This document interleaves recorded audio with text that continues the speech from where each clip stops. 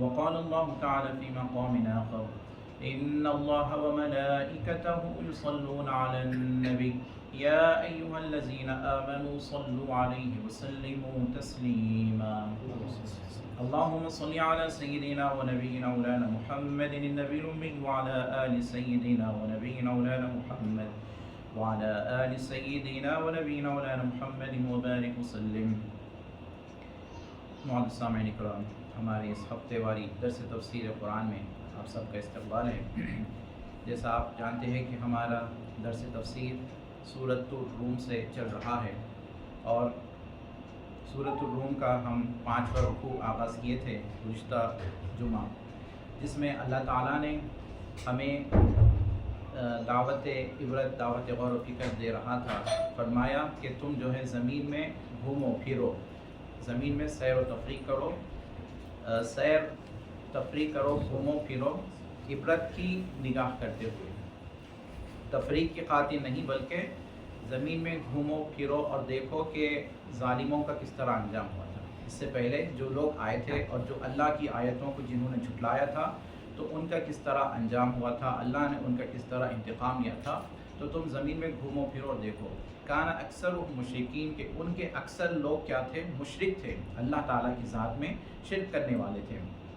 اب یہاں پر اکثر فرمایا، یعنی ان کی زیادہ تعداد تو مشرک تھی، بہت کم لوگ جو ہے وہ مشرک نہیں تھے، جس سے مراد مفسرین فرماتے ہیں کہ اس سے مراد مشرکین کے بچے، مشرکین کے بچے جو چھوٹی عمر میں جو تھے، ابھی سن بلوغیت کو نہیں پہنچے تھے، تو وہ شرک نہیں کیے تھے. وہ تو اپنے ماں باپ ان کو جو ہے جیسا وہ بڑے ہوتے ہیں ان کو بعد میں مشرک بنا دیتے ہیں. کان اکثر مشرکین، تو اکثریت ان کی کیا تھی؟ مشرک تھی، شرک کرنے والی تھی.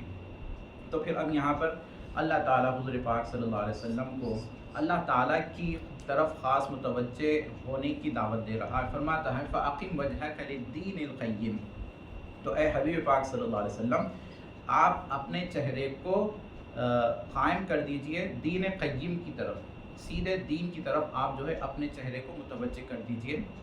ویسے اللہ کے رسول صلی اللہ علیہ وسلم اللہ ہی کی طرف متوجہ تھے، سیدھے دین کی طرف، صحیح راستے کی طرف ہی جو ہے متوجہ تھے. پھر اس کے باوجود اللہ تعالیٰ فرما رہے ہیں یعنی آپ جو ہے سیدھے راستے پر ہیں، آپ سیدھے راستے پر جو ہے قائم رہیے.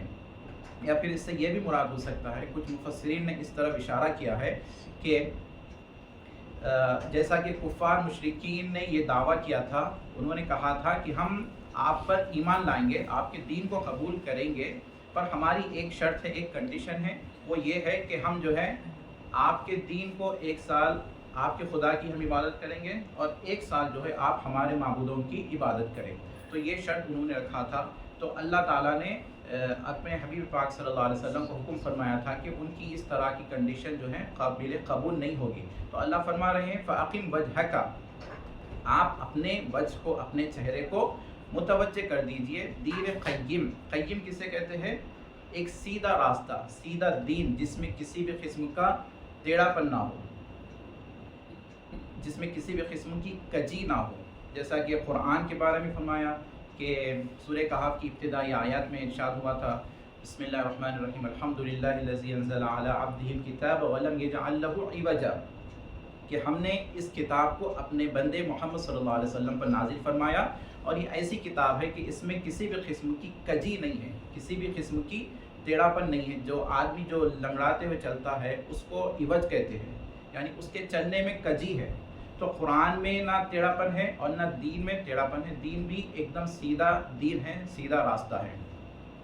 تو دین قیم، سیدھے راستے کی طرف متوجہ کریے، اپنے آپ کو متوجہ کر دیجئے. اس سے قبل کہ ایسا دن آ جائے کہ جس دن کو اللہ سے کوئی لوٹا نہیں سکتا، لا مرد لہ من اللہ. ایسا دن ہے قیامت کا دن کہ جب وہ دن آ جائے گا تو کوئی بھی جو ہے اس کو لوٹانے والا نہیں ہوگا. مرد کسے کہتے ہیں؟ لا مرد لہ. رد یرد کے معنی لوٹا دینا، کسی چیز کو لوٹانے کی، لوٹا دینا. اب یہاں پر فرمایا جا رہا ہے لا مرد، لوگ بڑھ جائیں گے، جماعتیں بن جائیں گی اس دن. فریق فی الجنت و فریق فی السعیر، ایک جماعت جنت میں ہوگی اور ایک سعیر میں، جہنم میں ہوگی. فریق فی الجنت و فریق فی السعیر.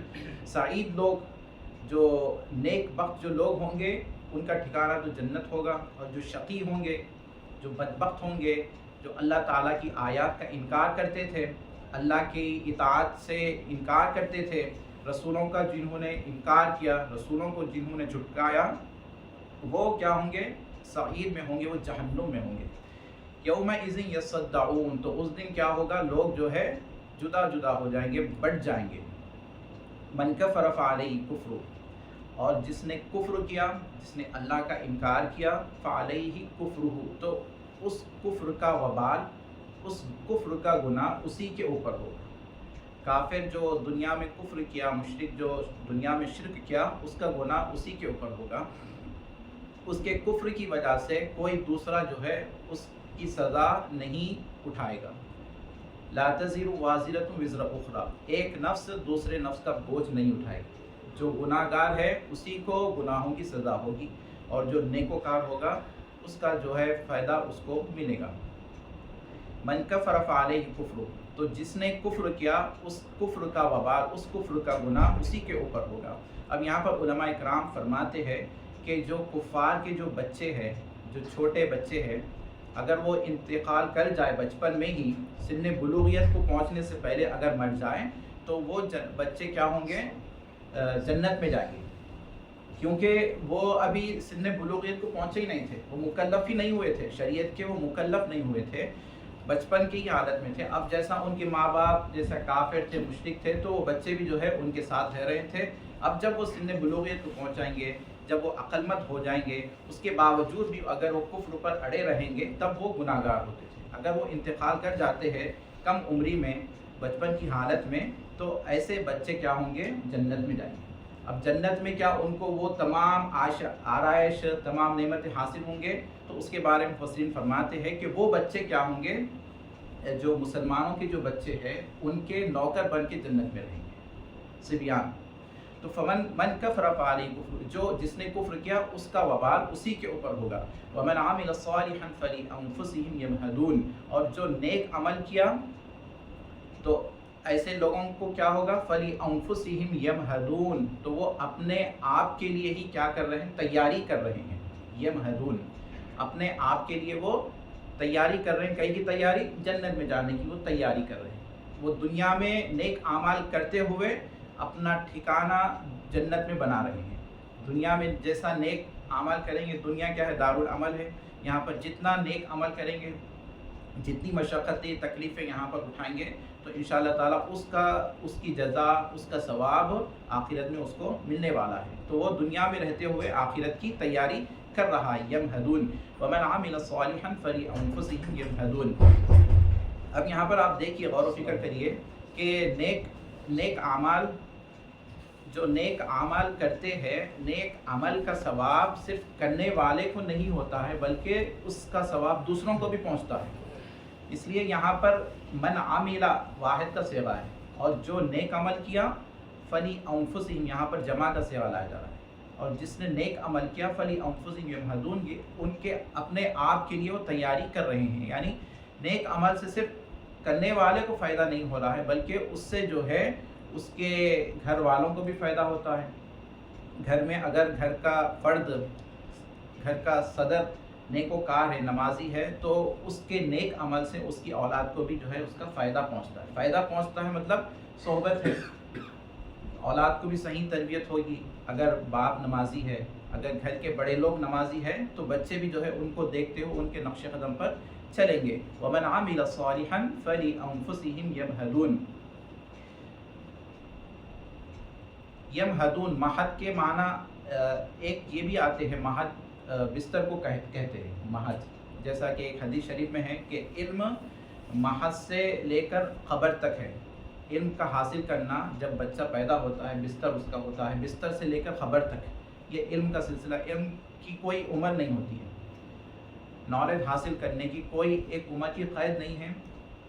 آدمی کبھی بھی کوئی بھی عمر کے کوئی بھی حصے میں جو ہے علم حاصل کر سکتا ہے۔ یمہدون لیجزی الذین آمنوا وعملوا الصالحات من فضلہ، تو اب اللہ تعالیٰ تاکہ بدلہ دے ان لوگوں کو جو ایمان لائے، الذین آمنوا، جو ایمان لائے اور نیک عمل کیے، من فضلہ، اپنے فضل سے، اللہ تعالیٰ بدلہ دے ایمان والوں کو جو ایمان لائے اور جو نیک عمل کیے۔ اب یہاں پر ایمان کا ذکر ہو رہا ہے، اس سے پہلے جو آیت تھی وہاں پر ایمان کا ذکر نہیں ہوا تھا، وہاں پر صرف عمل صالح کا ذکر ہوا تھا۔ تو اب اللہ تعالیٰ یہاں پر جزا دینے کا ذکر فرما رہا ہے، تو فرماتا ہے لیجزی الذین آمنوا وعملوا الصالحات، تاکہ اللہ تعالیٰ جزا دے، بدلہ دے ایمان والوں کو۔ اور صرف ایمان لانا کافی نہیں ہے، بلکہ ایمان بھی لائے اور انہوں نے نیک اعمال بھی کیے۔ ایمان اور نیک عمل، تو ایمان عمل صالح تبھی قبول ہوگا جب ایمان ہو، ایمان کے بغیر عمل صالح قبول نہیں ہوتا ہے۔ اسی لیے بہت سے لوگوں نے یہاں پر بحثیں کی ہے، جو بڑے بڑے فلاسفرز ہیں انہوں نے جو ہے بحث کی، جو کفار ہے، جو ایمان نہیں لائے ہیں، ان کے نیک اعمال کا بدلہ کیوں نہیں دیا جاتا؟ تو ان کے نیک کفار مشرکین جو ہے دنیا میں اچھے نیک اعمال کرتے ہیں، مطلب دوسروں کی بھلائی کے لیے کام کرتے ہیں، ان کے اچھے اعمال کا بدلہ کیوں نہیں دیا جاتا؟ تو اس کا جواب یہ دیا گیا کہ ان کا بدلہ اللہ تعالیٰ دنیا میں ہی ان کو دے دیتا ہے، آخرت میں ان کا کوئی حصہ نہیں ہوگا۔ آخرت میں بدلہ اگر ملنا ہے تو اس کے لیے ایمان شرط ہے، بغیر عمل، بغیر ایمان کے کسی کے نیک عمل کا بدلہ آخرت میں نہیں ملنے والا ہے۔ اب اللہ یہی فرماتے ہیں کہ تم دنیا میں نیک اعمال کیے، دنیا میں اچھے اعمال کیے، کیوں کیے؟ شہرت کے لیے، ریاکاری کے لیے، تمہارا نام روشن ہو، تم اپنے نام کی خاطر جو ہے تم نے دنیا میں اچھے اعمال کیے۔ اب تم نے کیا کیا؟ دنیا میں اپنا نام چاہا، شہرت چاہی، تو وہ چیز تمہیں دنیا میں ہی مل گئی، اب آخرت میں کوئی چیز تمہیں ملنے والی نہیں ہے۔ اور یہی وجہ ہے کہ جب ہم نیک اعمال کرتے ہیں تو اس میں اخلاص ضروری ہے، اخلاص، ہر عمل اخلاص کے ساتھ ہونا چاہیے۔ نماز پڑھ رہے ہیں، اخلاص، زکوٰۃ دے رہے ہیں، اخلاص، اللہ کی راہ میں خرچ کر رہے ہیں، اخلاص، زکوٰۃ، حج کے لیے جا رہے ہیں، اخلاص، اللہ کے لیے، ہر کام اللہ کے لیے ہونا ہے، للہیت ہونا ہے ہر کام میں۔ اگر کوئی کام میں شہرت ہوگی، ریاکاری ہوگی، تو پھر اللہ فرماتے ہیں، جیسا کہ حدیث شریف میں بھی ہے کہ فعلت لیقال، کہ تو نے دنیا میں یہ اعمال کیوں کیے؟ تاکہ تجھے یہ کہا جائے، تجھے لوگ حاجی صاحب کہے، لوگ تجھے جو ہے اللہ کی راہ میں خرچ کر رہا یہ کہے، تیری نیت یہ تھی، تو تو نے یہ جو کام کیا اس لیے کیا، وقت قیل، اور یہ چیز ہو گئی، دنیا میں مل گئی تجھے، اب آخرت میں تجھے کچھ بھی ملنے والا نہیں ہے۔ تو یہی نقصان ہوگا جب ہمارے اعمال اخلاص سے خالی ہوں گے، اخلاص ضروری ہے ہر عمل میں۔ تو اللہ یہی فرما رہے ہیں یجزی الذین آمنوا وعملوا الصالحات، تاکہ اللہ بدلہ دے ان لوگوں کو جو ایمان لائے اور ساتھ ساتھ نیک اعمال بھی کرتے رہے۔ اور جو لوگ اللہ کی راہ میں جو خرچ کرتے ہیں اور چھپا کر خرچ کرتے ہیں، ہر عمل کو اخلاص کے ساتھ کرتے ہیں، تو پھر ان کی بھی بہت زیادہ فضیلت آئی ہے حدیث شریف میں۔ حدیث شریف میں ہے کہ جو آدمی صدقہ کرتا ہے اللہ کی راہ میں، صدقہ کرتا ہے، کیسا کرتا ہے، اس کی کیفیت کیسی ہے کہ جب صدقہ کرتا ہے تو اس کو اتنا چھپا کر دیتا ہے کہ اپنے سیدھے ہاتھ کو دیتا ہے تو اس کے بائیں ہاتھ کو خبر نہیں ہوتی، اتنا چھپا کر صدقہ خیرات کر رہا ہے۔ تو ایسے لوگوں کی تعریف بھی بیان کی گئی ہے۔ لیجزی الذین آمنوا وعملوا الصالحات من فضلہ، اب یہاں پر اللہ یہ بھی فرما رہے ہیں کہ اللہ بدلہ دے اپنے فضل سے۔ اب کوئی جو ہے اپنے اعمال پر تکبر نہ کرے، گھمنڈ نہ کرے کہ میں نیک اعمال کر رہا ہوں دنیا میں تو اللہ تعالیٰ جو ہے مجھے اس کا بدلہ دے گا جنت میں۔ تو اللہ تعالیٰ جنت میں بدلہ دے گا، اپنے فضل سے تمہیں جنت دے گا اللہ تعالیٰ۔ یہ نہ سمجھو کہ نیک اعمال تم کیے تھے تو اس کا بدلہ تمہیں جنت میں مل رہا ہے۔ جنت جو مل رہی ہے وہ پروردگار کے فضل سے مل رہی ہے، من فضلی، اللہ کے فضل سے اللہ تعالیٰ تمہیں جنت دے رہا ہے۔ ورنہ اگر تم تمہارے اعمال کی در، تم اگر اپنے اعمال کا محاسبہ کرو جنت کے مقابلے میں، وہ جنت، وہ عالیشان جنت جس کے بارے میں جو ہے تم دنیا میں جنت کی مثال نہیں دے سکتے، وہ جنت جو اللہ تعالیٰ تمہیں دے رہا ہے وہ اپنے فضل سے دے رہا ہے۔ ورنہ کسی کو جو ہے اس کے اعمال کے بغیر، اس کے اعمال کے بدولت جنت نہیں مل رہی ہے۔ جیسا کہ حدیث شریف میں بھی ہے کہ اللہ کے رسول صلی اللہ علیہ وسلم فرماتے ہیں کہ جو ہے اللہ تعالیٰ جس کو بھی جنت میں داخلہ کرتا ہے وہ اس کے محض فضل سے کر رہا ہے، کوئی اپنے اعمال کے بل بوتے پر جنت میں نہیں جائے گا، تو صحابہ نے پوچھا یا رسول اللہ صلی اللہ علیہ وسلم کیا آپ کے بھی اعمال ایسے ہی ہے؟ یعنی اللہ تعالیٰ آپ کو بھی جو جنت میں داخل کرے گا وہ اپنے فضل سے ہی داخل کرے گا؟ تو اللہ کے رسول صلی اللہ علیہ وسلم نے فرمایا ہاں، مگر معاملہ یہ ہے کہ اللہ تعالیٰ نے اپنی رحمت سے مجھے جو ہے ڈھانپ دیا ہے، اللہ تعالیٰ جو اپنی رحمت مجھ پر فرما دیا ہے۔ اِنَّهُ لَا يُحِبُّ الْكَافِرِينَ، اور بے شک اللہ تعالیٰ کافروں کو پسند نہیں فرماتے ہیں۔ اِنَّهُ لَا يُحِبُّ الْكَافِرِينَ، اللہ تعالیٰ کافروں کو، مشرکوں کو پسند نہیں فرماتے۔ پر اللہ تعالیٰ کا عدل دیکھیے، اللہ تعالیٰ کسی کو بھی سزا دیتے ہیں تو اس کے گناہوں کے مطابق ہی جو ہے اس کو سزا دیتے ہیں، اللہ تعالیٰ بہت زیادہ انصاف کرتے ہیں۔ وَمِنْ آيَاتِهِ أَنْ يُرْسِلَ الرِّيَاحَ مُبَشِّرَاتٍ وَلِيُذِيقَكُم مِّن رَّحْمَتِهِ۔ اب یہاں پر اللہ تعالیٰ اپنی نعمتوں کا ذکر فرما رہے ہیں، فرماتے ہیں وَمِنْ آيَاتِهِ، اس کی نشانیوں میں سے، اس کی آیات میں سے، اللہ کی نشانیوں میں سے یہ ہے کہ اللہ تعالیٰ ہواؤں کو بھیجتے ہیں۔ أَنْ يُرْسِلَ الرِّيَاحَ مُبَشِّرَاتٍ، وہ ہوائیں آتی ہے ایک پیغام لے کر، خوشی کا پیغام لے کر آتی ہے کہ ہوائیں جب آتی ہے تو پھر اس سے جو ہے بارش کا پیغام لے کر آتی ہے، مبشرات، خوشخبری دیتے ہوئے آتی ہے، وَلِيُذِيقَكُم مِّن رَّحْمَتِهِ، اور تاکہ اللہ تعالیٰ تمہیں چکائے اپنی رحمت یعنی اللہ تعالیٰ تم پر بارش نازل فرمائے، وَلِتَجْرِيَ الْفُلْكُ بِأَمْرِهِ، اور تاکہ کشتیاں چلیں سمندر میں اس کے حکم سے، اللہ کے حکم سے، وَلِتَبْتَغُوا مِن فَضْلِهِ، اور تاکہ تم جو ہے اس کے فضل کو تلاش کرو۔ یعنی جب تم سمندر میں سفر کرتے ہو، کشتیوں پر سوار ہوتے ہو، تجارت کرتے ہو، تو اللہ کا فضل تم تلاش کرتے ہو، وَلَعَلَّكُمْ تَشْكُرُونَ، اور تاکہ تم اللہ تعالیٰ کا شکر بجا لاؤ۔ اس آیت کریمہ میں اللہ تعالیٰ 4 نعمتوں کا ذکر فرما رہے ہیں۔ وہ 4 نعمتیں، سب سے پہلی نعمت یہ ہے کہ اللہ تعالیٰ ہوائیں بھیجتے ہیں، مبشرات، وہ خوشخبری دیتے ہوئے آتی ہے، وہ پیغام لے کر آتی ہے کہ اب بارش ہونے والی ہے، ایک نعمت ہے۔ وَلِيُذِيقَكُم مِّن رَّحْمَتِهِ، دوسری نعمت کہ اللہ تعالیٰ تمہیں اپنی رحمت چکائے یعنی بارش نازل فرمائے، وَلِتَجْرِيَ الْفُلْكُ بِأَمْرِهِ، اور تاکہ کشتیاں جو ہے ہوا کے ذریعے اللہ کے حکم سے چلیں۔ پہلے کشتیاں کیسے چلتی تھی؟ ہوا سے چلتی تھی، سمندر میں جو لوگ سفر کرتے تھے، پہلے کچھ نہیں تھا مشین، اب تو مشین آ گئی، اب تو بڑے بڑے بورڈ آ گئے ہیں، وہ پیٹرول سے اس سے چل رہے ہیں، پہلے جو ہے یہ نہیں تھا۔ کشتی کیسے چلتی تھی سمندر میں؟ ہوا سے چلتی تھی، اور جو کشتی کے جو چلانے والے تھے وہ بہت ایکسپرٹ ہوتے تھے، ان کو پتہ تھا کیسا کشتی کو جو ہے ہوا کے ذریعے کیسے چلائے، وہ پردے وغیرہ لگا لیتے تھے، پردے وغیرہ لگا کے جو ہے کشتی کو جس طرف وہ چاہتے تھے اس طرف جو ہے کشتی کو لے کر جاتے تھے۔ وَلِتَجْرِيَ الْفُلْكُ بِأَمْرِهِ، تاکہ جو ہے کشتیاں چلیں اللہ کے حکم سے، وَلِتَبْتَغُوا مِن فَضْلِهِ، اور تاکہ تم جو ہے اللہ تعالیٰ کا فضل تلاش کرو۔ تو اس آیت کریمہ میں اللہ تعالیٰ 4 نعمتوں کا ذکر فرما رہے ہیں، پھر 4 نعمتیں ذکر کرنے کے بعد اللہ تعالیٰ فرماتے ہیں وَلَعَلَّكُمْ تَشْكُرُونَ، اب بندو تمہیں جو ہے اللہ کا شکر بجا لانا چاہیے، اللہ تعالیٰ کی نعمتوں میں غور و فکر کرو، اللہ تعالیٰ کی نعمتوں کو دیکھو، ایسی نعمتیں ہیں جس سے تم جو ہے استفادہ حاصل کرتے ہو، جس سے تم لطف اندوز ہوتے ہو، اب ہر نعمت پر تمہیں اللہ تعالیٰ کا شکر بجا لانا چاہیے۔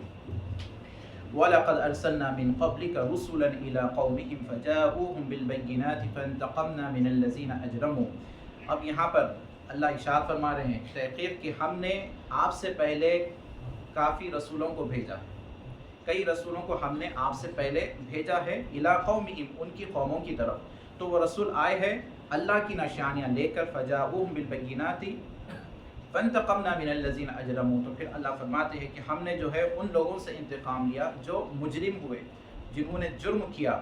اب اس آیت کریمہ میں اللہ تعالیٰ اپنے رسول پاک صلی اللہ علیہ وسلم کو اور ایمان والوں کو تسلی دے رہے ہیں کہ آپ کی قوم آپ کو جھٹلا رہی ہے، آپ دعوت تبلیغ کر رہے ہیں، اللہ کی دعوت پہنچا رہے ہیں، اس کے باوجود جو ہے یہ لوگ آپ پر ایمان نہیں لا رہے ہیں، آپ کو اللہ کا رسول نہیں مان رہے ہیں، آپ کو جھٹلا رہے ہیں۔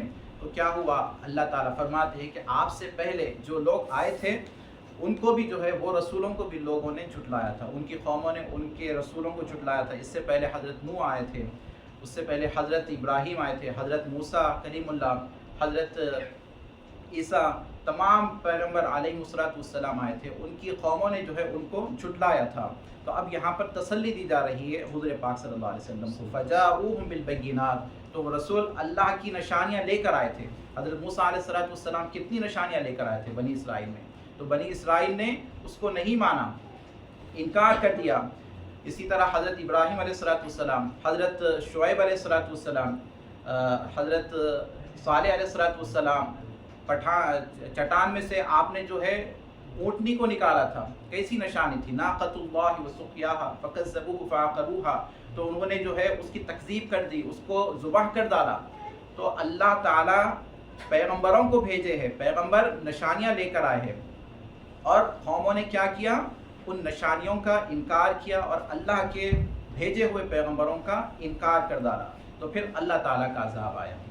اللہ تعالیٰ بنی اسرائیل پر عذاب بھیجے، اللہ تعالیٰ قوم صالح پر جو ہے اللہ نے عذاب بھیجا ہے، حضرت اللہ تعالیٰ عیسیٰ علیہ السلام کی قوم پر اللہ کا عذاب آیا، فانتقمنا من الذین اجرموا، تو ہم نے انتقام لیا ان لوگوں سے جو مجرم تھے، جنہوں نے ہماری نشانیوں کو جھٹلایا، تو اللہ تعالیٰ کا عذاب آ گیا ہے۔ وَكَانَ حَقًّا عَلَيْنَا نَصْرُ الْمُؤْمِنِينَ، اور اللہ فرما رہے ہیں، یہ دیکھیے آیت کیسی پاورفل آیت ہے، اور ہر مومن کو اس پر یقین ہونا چاہیے۔ اللہ فرما رہے ہیں کہ اللہ پر یہ حق ہے کہ اللہ تعالیٰ ایمان والوں کی مدد کرے۔ وَكَانَ حَقًّا عَلَيْنَا نَصْرُ الْمُؤْمِنِينَ، اور ہم پر حق ہے، ضروری ہے کہ ہم ایمان والوں کی مدد کریں، جو اللہ پر، اللہ کے رسولوں پر جو ایمان لاتے ہیں، تو ان کے ساتھ اللہ تعالیٰ کی نصرت، اللہ تعالیٰ کی مدد ضرور شامل حال رہتی ہے۔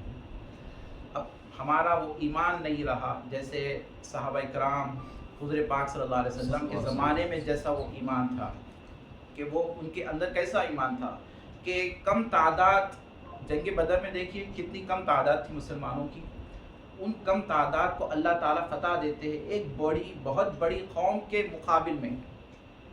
کفار مشرکین کی کتنی بڑی قوم تھی، کتنی بڑی ان کی تعداد تھی، ایسی بڑی تعداد کے سامنے اللہ تعالیٰ ایک چھوٹی سی جماعت کو جو ہے مدد دے رہے ہیں، فتح دے رہے ہیں، اللہ کی مدد آ رہی، اللہ تعالیٰ فرشتے بھیج کر جو ہے مدد کر رہے ہیں ایمان والوں کی۔